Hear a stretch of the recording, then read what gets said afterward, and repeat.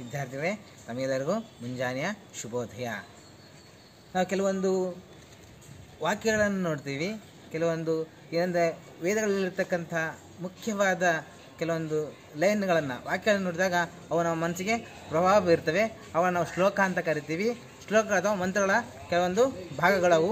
ಕೆಲವೊಂದು ಮಂತ್ರಗಳನ್ನು ಎರಡು ಮಂತ್ರಗಳನ್ನು ನಿಮಗೆ ಹೇಳ್ತೀನಿ. ಅವನ್ನು ಸರಿಯಾಗಿ ಕೇಳಿಸ್ಕೊಂಡು ನೀವು ಅದನ್ನು ಆಲಿಸಿ ಅದನ್ನು ಪಠನೆ ಮಾಡ್ಬೋದು ಅನ್ನುವಂಥದ್ದು. ಈಗ ನಾನು ಮೊದಲು ಗುರುವಿನ ಬಗ್ಗೆ ಹೇಳ್ತೀನಿ.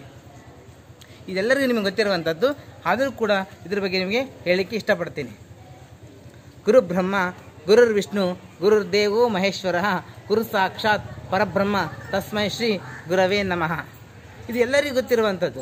ಆದರೆ ಗುರುವನ್ನು ಯಾಕೆ ಮೂರು ತ್ರಿಮೂರ್ತಿಗಳಿಗೆ ಹೋಲಿಸಿದರು?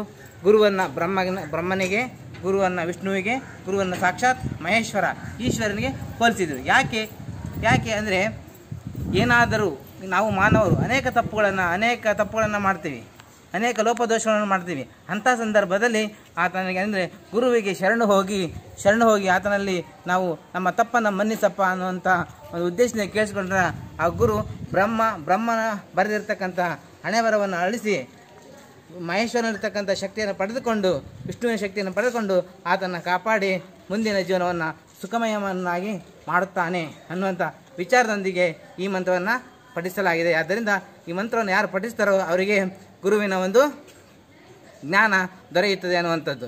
ಈ ರೀತಿಯಾಗಿ ಗುರುವನ್ನು ಯಾರು ಭಜಿಸ್ತಾರೋ ಅವರಿಗೆ ಗುರುವಿನ ಒಂದು ಲಾಭ ದೊರೆಯುತ್ತದೆ ಅನ್ನುವಂಥದ್ದು ಈ ಒಂದು ಶ್ಲೋಕದ ಮುಖ್ಯಾರ್ಥ. ಸರಿ, ಈಗ ಎರಡನೇ ಶ್ಲೋಕವನ್ನು ನೋಡೋಣ. ಅದು ಕೂಡ ಗುರುವಿಗೆ ಸಂಬಂಧಪಟ್ಟದ್ದು.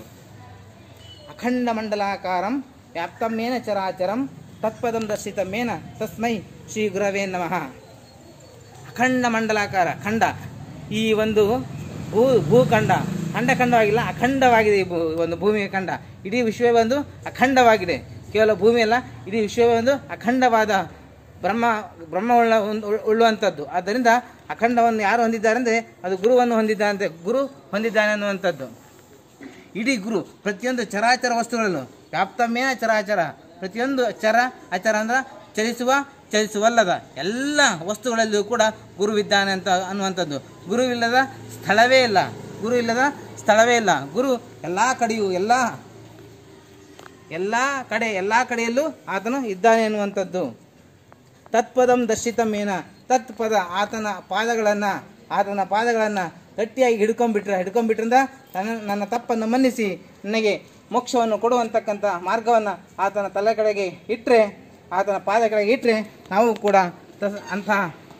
ನಾವು ಕೂಡ ಮೋಕ್ಷಕ್ಕೆ ದಾರಿ ಹೊಂತೀವಿ ಅಂತಕ್ಕಂಥದ್ದು ಮಾತನ್ನು ಈ ಮಂತ್ರದಲ್ಲಿ ಹೇಳಿದ್ದಾರೆ. ಅದಕ್ಕೆ ತಸ್ಮೈ ಶ್ರೀ ಗುರುವೇ ನಮಃ ಅಂತ ಮಹಾದೇವನಾದಂಥ ಗುರುವಿಗೆ ನನ್ನ ನಮಸ್ಕಾರಗಳು ಅಂತ ಹೇಳಿ ಈ ಶ್ಲೋಕಗಳಲ್ಲಿ ಹೇಳ್ತಾರೆ. ಯಾಕೆಂದರೆ ಗುರುವಿನ ಇನ್ನೊಂದು ಹೇಳ್ತಂದರೆ ಹರ ಮುನಿಯಲ್ ಗುರು ಕಾಯುವನು.